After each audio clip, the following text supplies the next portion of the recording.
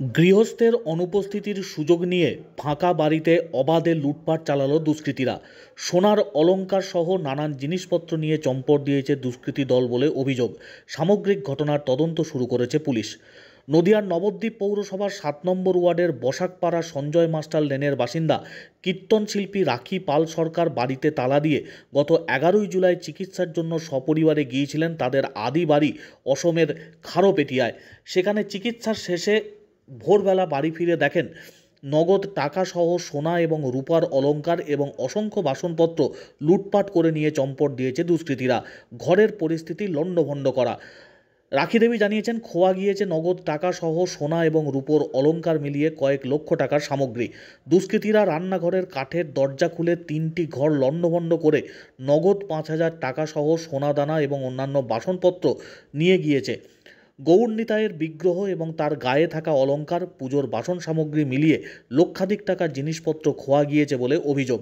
চুরির বিষয় সম্পর্কে নবদ্বীপ থানায় অভিযোগ জানানো হয়। নবদ্বীপ থানার পুলিশ সরেজমিনে তদন্ত করছে। স্থানীয়দের দাবি, এই ধরনের ঘটনা এই ওয়ার্ডে প্রথম।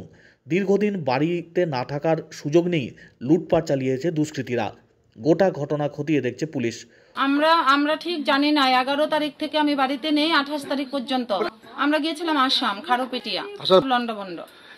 আমার সোনা ছিল গডরেজের মধ্যে, কানের দুল ছিল 3 জোড়া, আর কানের দুল ছিল 3 জোড়া, আর গলার লকেট ছিল সোনার কানের ছিল আমার বড় বড় 2 জোড়া, মেয়ের 1 জোড়া, আর উপরের 1 জোড়া, 3 জোড়া, 4 জোড়া। আর হাতের আংটি ছিল 2টো বড় বড়, একটা বড়, ছোটগুলো পড়ে গেছে আর বড়গুলো রেখে গেছি।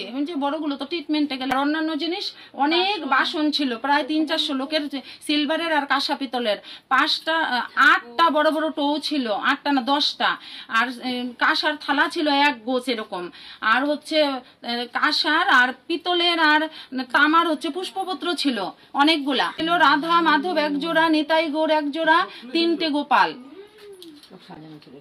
সব ঠাকুরগুলার মধ্যে সব গয়না পরানো ছিল। সোনার কানের ছিল, হাতের বাজু, হাতের বয়লা ছিল।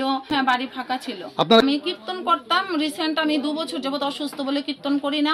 ওর বাবা বাঁশি বাজায় ভাগবত পাঠকের সঙ্গে, ফ্লুটিস্ট। আমাদের এইসব অঞ্চলে তো এরকম ধরনের ঘটনা ঘটেনি কোনো দিন। তা আমরাও আশা করি না যে এরকম ধরনের ঘটনা আগামী দিন ঘটবে, বা এই যে ঘটেছে এটা আমরা ভাবতেও পারছি না। এবার এই বেশ কিছুদিন যাবৎ নবদ্বীপের বিভিন্ন প্রান্তে বিভিন্ন জায়গায় চুরির ঘটনা আমরা দেখছি সোশ্যাল মিডিয়ায় বা বিভিন্ন খবরে। 11ই জুলাই থেকে উনি নেই শুনছি, তাহলে এতদিনের মধ্যে কবে ঘটেছে সেটাও জানি না। আজকে 29শে জুলাই। তা আমি আশা করব এই জিনিস যাতে না হয়। আমি প্রশাসনকেও বলবো তারাও সচেতন হোক, আমরা পাড়াগতভাবেও সচেতন হই, এই জিনিসটাকে অবিলম্বে বন্ধ করতে হবে।